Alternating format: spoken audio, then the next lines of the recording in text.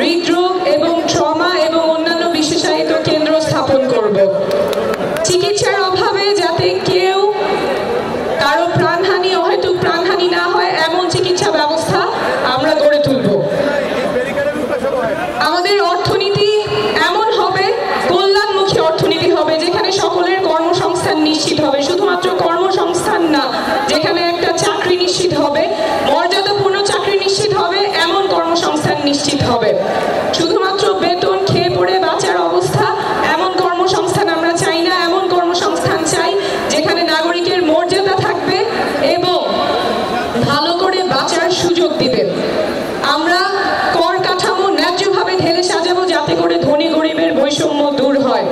আমরা এমন রাজনীতি করব যাতে করে বাংলাদেশের প্রত্যেকটা নাগরিক রাজনীতিতে সক্রিয় অংশগ্রহণ করতে পারে, প্রত্যেকটা তরুণ রাজনীতিতে সক্রিয় অংশগ্রহণ করতে পারে। আমরা দেশ গড়তে জুলাই পদযাত্রায় আমরা প্রত্যেকটা জেলায় দেখে এসেছি তরুণেরা কতখানি উচ্ছ্বাস, কতখানি উদ্দীপনা নিয়ে আমাদের সাথে যোগ দিয়েছেন। তারা ভাবছেন দেশের কথা, তারা স্বপ্ন দেখছেন দেশ পরিবর্তন হবে, তারা দেশটা পরিবর্তন করবেন।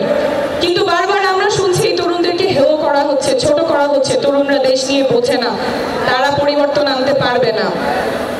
কিন্তু ঠাকুরগাঁয়ের লামিম যে স্বপ্ন নিয়ে রাস্তায় নেমেছিল, সিরাজগঞ্জের জুবাইর যে স্বপ্ন নিয়ে রাস্তায় নেমেছিল, এখন যে প্রজন্মগত রূপান্তর ঘটে গেছে, যে রাজনৈতিক সচেতনতা তৈরি হয়েছে, সেটা আমাদের লালন করতেই হবে। আমাদের তরুণ প্রজন্মকে আর আশাহত করা যাবে না, তাদের স্বপ্ন ভঙ্গ করা যাবে না, তাহলে জাতি আবার সংকটের মুখে পড়বে। তরুণদের স্বপ্ন লালন করতেই হবে এবং তরুণদের বাংলাদেশ নতুন বাংলাদেশ হবে। আমরা এমন রাজনীতি করব যাতে করে নারীরা সক্রিয় অংশগ্রহণ করতে পারে। ভোলার সুমাইয়া যখন রাজনীতি করতে আসে তখন তার বাবা মার চিন্তা করতে হবে না রাজনীতিতে আমার মেয়েটা নিরাপদ থাকবে কিনা। সুমাইয়া রাজনীতি করতে পারবে, দেশের জন্য সক্রিয়ভাবে রাজনীতি এবং দেশ গঠনে অংশগ্রহণ করতে পারবে।